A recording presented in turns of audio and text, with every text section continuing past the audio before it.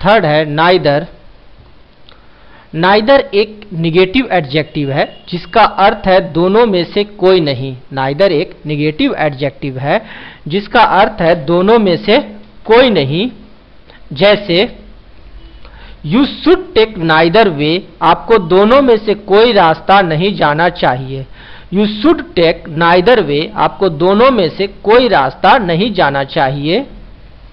Either और neither का प्रयोग दो के लिए ही होता है, दो से अधिक के लिए नहीं। आइदर और नाइदर का प्रयोग दो के लिए ही होता है, दो से अधिक के लिए नहीं। आइदर ऑफ द थ्री या नाइदर ऑफ द फोर दोनों गलत है। आइदर ऑफ द थ्री या नाइदर ऑफ द फोर दोनों। एडजेक्टिव को पहचानने का एक आसान तरीका है कोई भी दिया हुआ वर्ड एडजेक्टिव है या नहीं जानने के लिए हम उसे कोई सुटेबल नाउन के साथ जोड़ देते हैं। एडजेक्टिव को पहचानने का एक आसान तरीका है कोई भी दिया हुआ वर्ड एडजेक्टिव है या नहीं जानने के लिए हम उसे कोई सुटेबल नाउन के साथ जोड़ देते हैं।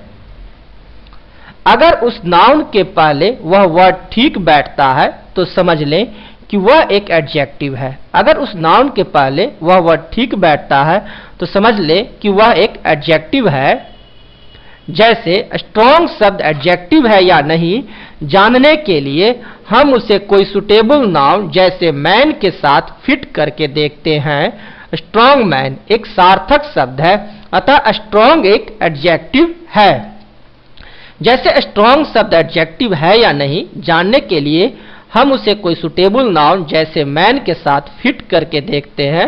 स्ट्रॉन्ग मैन एक सार्थक शब्द है, अतः स्ट्रॉन्ग एक एडजेक्टिव है।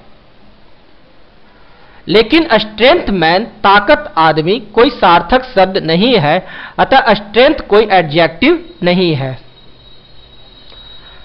लेकिन स्ट्रेंथ मैन कोई सार्थक शब्द नहीं बन रहा, इसलिए स्ट्रेंथ कोई एडजेक्टिव नहीं है। कोई भी वर्ड एडजेक्टिव है या नहीं इसे जानने के लिए हम उसे किसी सुटेबल नाउन के साथ जोड़ देते हैं। यदि वह ठीक बैठता है और उसका सार्थक अर्थ निकलता है तब तो वह वर्ड नाउन है, और यदि वह ठीक नहीं बैठ रहा है, उसका सार्थक अर्थ नहीं निकल रहा है, तब वह एडजेक्टिव नहीं है।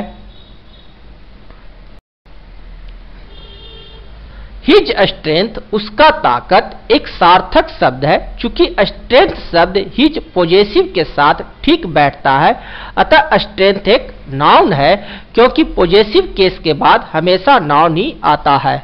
और यदि नाउन के बाद यदि पॉजेसिव केस के बाद कोई वर्ड ठीक बैठता है और उसका सार्थक शब्द निकलता है तब वह नाउन है। जैसे कि देखिए हिज स्ट्रेंथ, हिज स्ट्रेंथ में स्ट्रेंथ जो है वह हिज के बाद ठीक बैठ रहा है और उसका एक सार्थक शब्द निकल रहा है, इसलिए स्ट्रेंथ क्या है, एक नाउन है।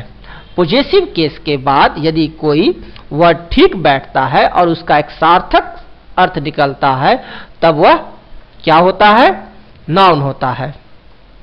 उसी प्रकार good good man, long long road, dark dark cloud, thick thick book, old old man, white white paper, clear clear picture, normal normal condition, poor poor man, hard hard stone, human human nature, big big field, breakable breakable glass इत्यादि सभी adjective हैं, क्योंकि इनमें से प्रत्येक किसी न किसी नाउन के पहले अर्थपूर्ण रूप से बैठता है। आप देख सकते हैं गुड गुड मैन, मैन के पहले गुड सही है, इसलिए गुड क्या है, एडजेक्टिव है।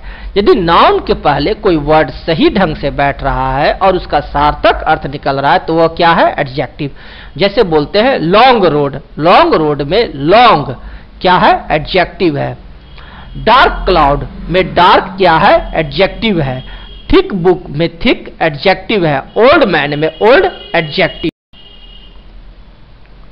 नाउन या दूसरे किसी पार्ट्स ऑफ स्पीच को भी हम नाउन के पहले बैठाकर एडजेक्टिव बना सकते हैं, बशर्ते वह कोई सार्थक शब्द हो, जैसे boy scout, fruit merchant, book shelf, gold ornaments, wall painting, lamp light इत्यादि।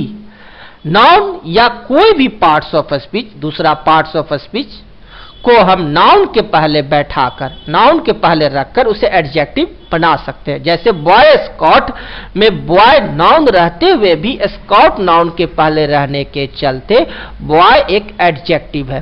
फ्रूट मर्चेंट में मर्चेंट नाउन के पहले फ्रूट नाउन रहने के बावजूद भी वह क्या है, एडजेक्टिव है। बॉय, फ्रूट, बुक इत्यादि को हम जानते हैं कि नाउन है, लेकिन यहां उन्हें दूसरे किसी नाउन के पहले बैठाकर एडजेक्टिव बना दिया गया है।